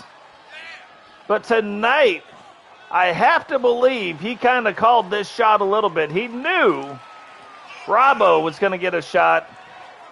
But I believe that Dragonov is the one that made the match to add Father Time and GC Rock in this 4-way elimination match. Give you a little dragon shimmy right here. Yep, there you go. There you go. Get some of that.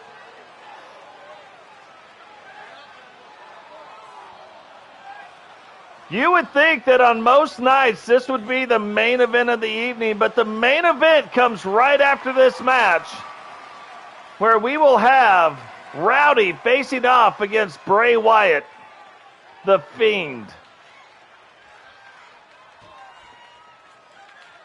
The Fiend beating GC Rock last Monday Meltdown. Can Rowdy stop that tonight?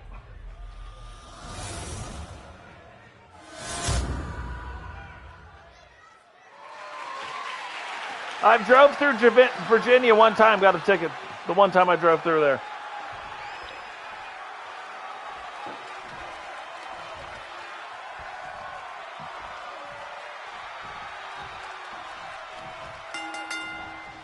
Four-way match, here we go. Will we have a brand new TSW World Champion, Robbo, getting his shot at the world title tonight? Or will Dragonov retain the championship? I'll tell you what, I think my money right now normally would be on Dragonov. I think it's on Robbo. I think Robbo's anger over what happened in the Intercontinental title match is probably going to be enough to fuel him.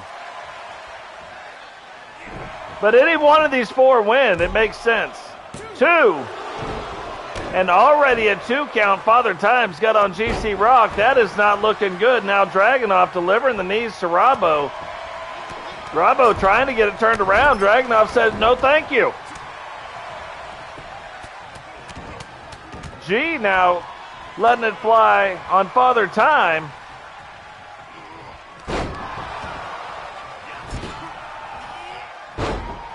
And that's the other thing. I think it looks like pretty much everybody gives up some size to G. Do they start going after G? But right now, they tried. Obviously they tried, but it hasn't worked yet.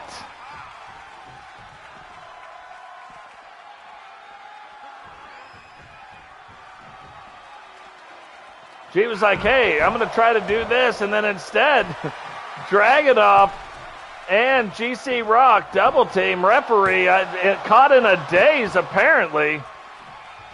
Finally breaks out of it. He's like, God, GC Rock, big guy. I don't know who Robbo was going after, but who he hit was Dragonov. G avoided that. It kind of looked like that's who he was going after. G got in to go after Father Time. Picks up Father Time, and Father Time says, thank you. Dragonov rolling the leg. And a 2 count on Robbo. We've had a couple 2 counts already. Dragonov now going up top. Is he going to be able to hit the Dragon's elbow? No! Robbo gets out of the way.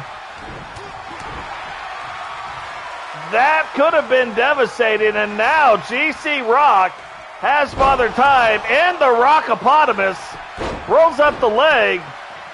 1, 2, 3, and the one thing we know, Father Time will not be a 2-time champion tonight. G hits Dragonov in the rope, but gets hit by Robbo's finisher. 2, and kicks out in 2. Robbo has won many a match on that move right there. Big forearm immediately turns his attention towards Dragonov. G rolls out of the ring. And Robbo, if he can maintain this pace, may have a good shot at winning this World Championship belt. Dragonov, though, says he's got a pin, and maybe he rewrites this history a little bit different. Now, it looks like Dragonov's hand is in that rope. G now making his way back into the ring. But Robbo sees him coming. Robbo sees him coming and hits him. Robbo's been doing a pretty good job since we've gone down to 3 people. in controlling the action and the pacing of these matches. Now Robbo's got Dragonov up. That is his finishing move. Rolls up the leg, 2. And only a 2 count, but you got to watch out now. Tries to take it up to the top rope. G sees him coming. Tries to get out of the way. Does not. Gets hit awkwardly with that elbow. And Robbo's like, yeah, horseman business. This is how we do things. I'm going to make you a number you can't refuse. Hits him with the knee. Hits him with the double overhand axe handle.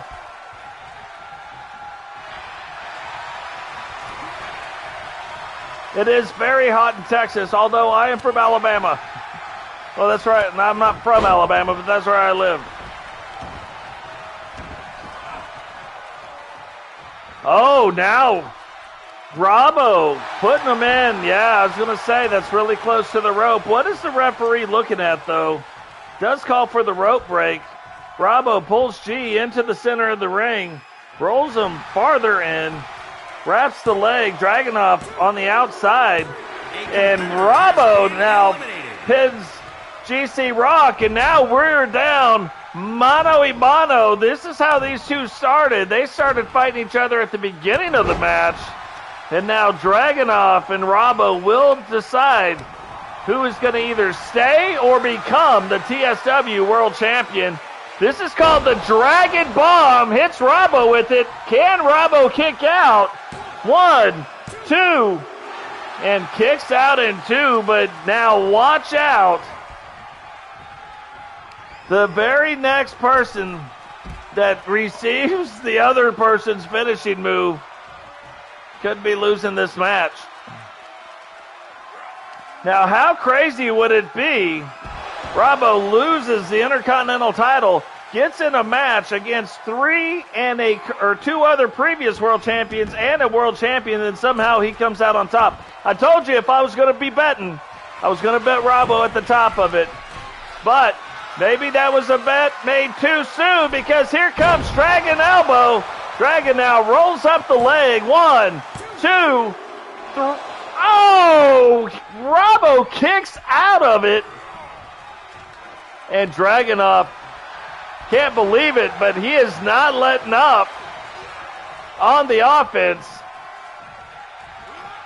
Instead of arguing with the referee, Dragonov, I mean, he'll play up to the crowd a little bit, but Dragonov getting that offense going now, takes it back up to the top. Is he going to hit it again? Well, that's a crossbody. Thought he might have gone for the pin, but doesn't. Trying to get the crowd back into it, slowing the action down. Rolls up the leg. 1, 2, 3. And Dragonov retains the TSW World Championship. Here's your winner and still world champion, the Dragon. I lived in Texas 18 years, so don't get me wrong. Matter of fact, one of my original gamer tags is CX6 Cowboy for Texas Cowboy. Dragonov, congratulations going out to him, retains the TSW World Championship. Says, hey, you guys might want to get in here, check it out. Get a close-up shot. I am your world champion. But now here we go. As exciting as the rest of the night has been, as exciting as all the matches have been, Rowdy now, the enforcer of the Four Horsemen, has had kind of a little bit of a rough patch, losing the world championship. But we'll put it on the line tonight.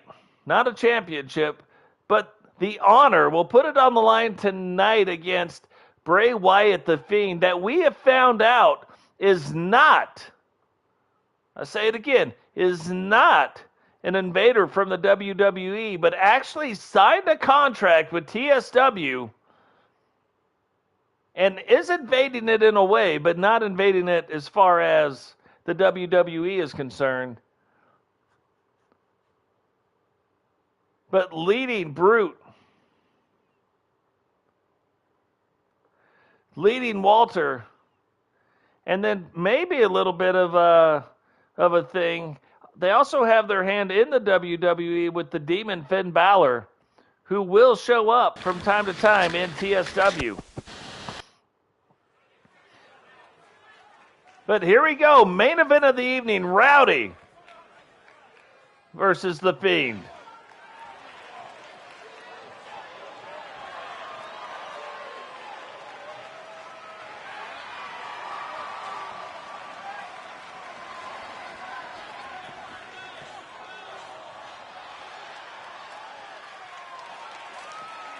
The following contest is scheduled for one fall. Making his way to the ring, representing the Ministry of Darkness, from parts unknown. Weighing in at 360 pounds, Bray Wyatt. Bray Wyatt making his way down to the ring. The Fiend and Walter and Brute now showing off their brand new World Tag Team Champion gold. Does that mean that somewhere in the future, Bray will be going after a title belt? So far in his first match, he did not against GC Rock, won the match. No title belt on the line. No title belt on the line tonight. But appears to want to be going after the toughest competition in TSW to prove he's the guy. Now, Rowdy might have something to say about that. The four horsemen from the nearest nightclub, weighing in at 275 pounds, the Enforcer, Rowdy Hunt. Now, the one thing we know about Rowdy, without a doubt, this is the worst town he's ever been to, and this time, because it's Baghdad, Iraq, I've been there. This time I believe him. And despite what they say, there are nightish type clubs that are there.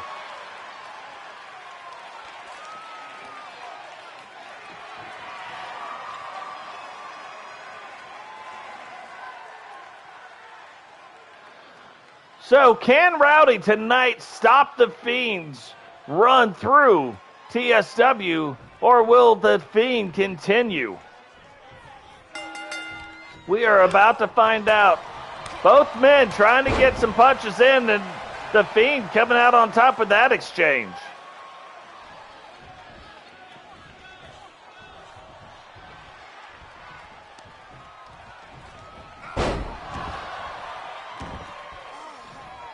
Fiend, some slightly different kind of looks, a few things added to his attire.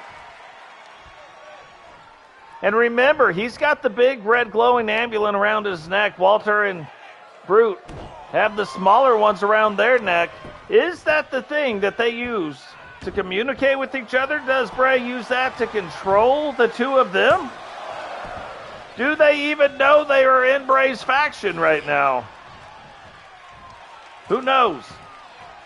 Definitely something to keep an eye on.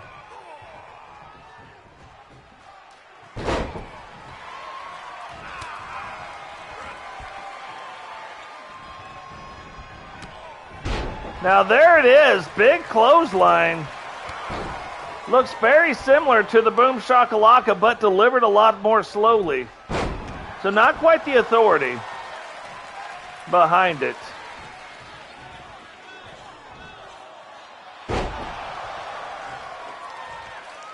Oh, look at this. The Fiend getting all up in Rowdy's business.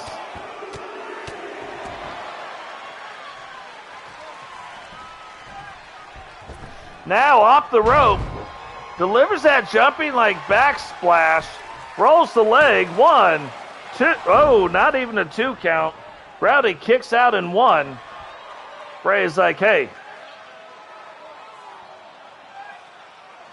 Is he trying to offer Rowdy an invitation to come join his group?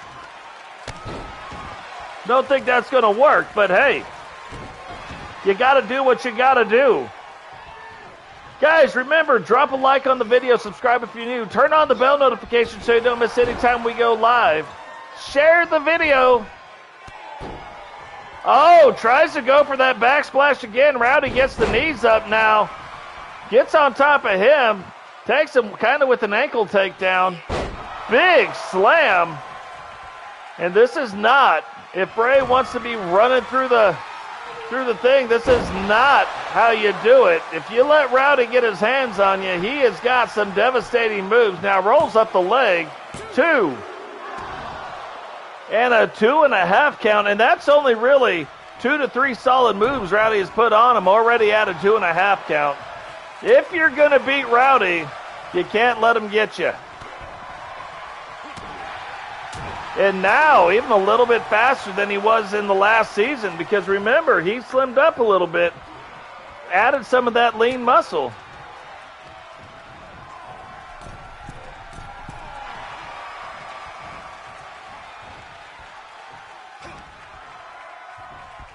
Oh, there it is.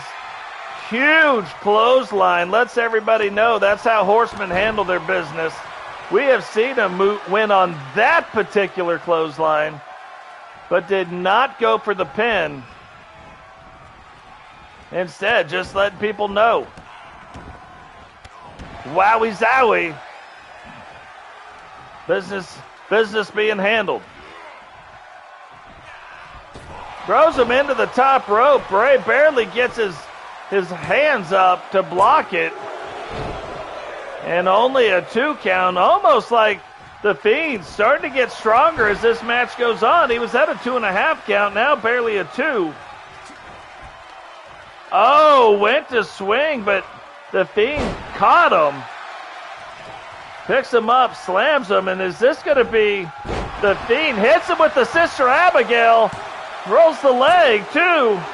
And Rowdy kicks out in 2, but that usually means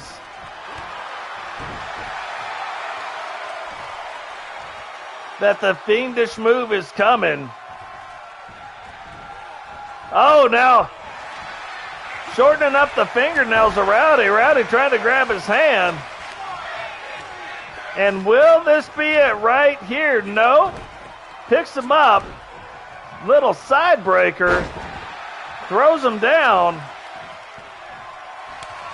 Oh, and here it is. But is Rowdy going to get his hand in the rope? His hand's below the rope. Referee calls for the breakup. Fiend trying to let the hands go a little bit. Hits him with another side breaker now. Off the ropes, backsplash. Knees up again. Rowdy not letting him get it in. Went to hit him with the clothesline, and Bray catches him again. Now picks him up and throws him out of the ring.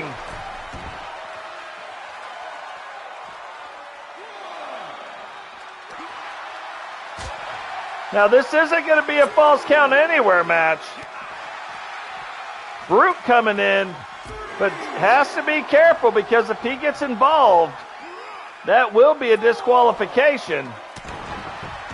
Referee already up to 4 on the count. Now up to 5. Does Bray care about winning on a count out? Apparently he does. Resets the count. Rowdy stays on the outside of the ring.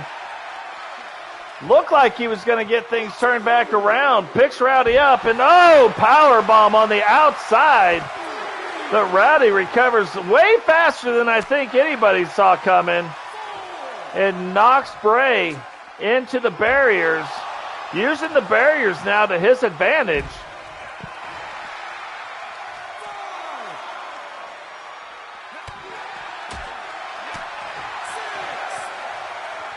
Referee up to 6 on the count. Bray getting ready to get back in the ring. Brutus and Walter trying to stay, not get involved physically anyway. And another big choke slam, but Rowdy trying to get to his feet. The Fiend on him again. Is he going to get his head maybe in the ropes? It's not. 1, 2, 3, and the Fiend, Bray Wyatt, just running through some of the top competition of TSW. Where does this end? And does he go after a title? Well, does he go after the world title? You see this when Rowdy loses. You can beat Rowdy. Rowdy will shake your hand. He won't like it, but he will do it. He's like, yeah, get back to your thing now. I'm coming for you again. Don't you worry about it.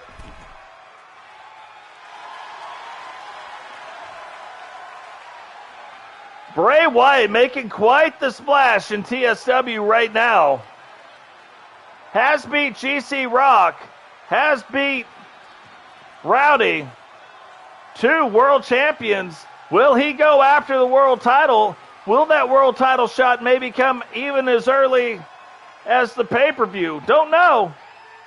We will have to see what happens. But guys, that is going to do it for us today at the TSW Wrestling Network. Remember, drop a like on the video, subscribe if you're new, turn on the bell notification so you don't miss any time we go live. You can see we have a lot of fun here. If you haven't subscribed yet, the only thing missing to that formula is you. Go ahead, subscribe to the video, and then share it. But from all of me here to all of you out there, hope you guys have a great weekend, and we will catch you all in the next one. Peace.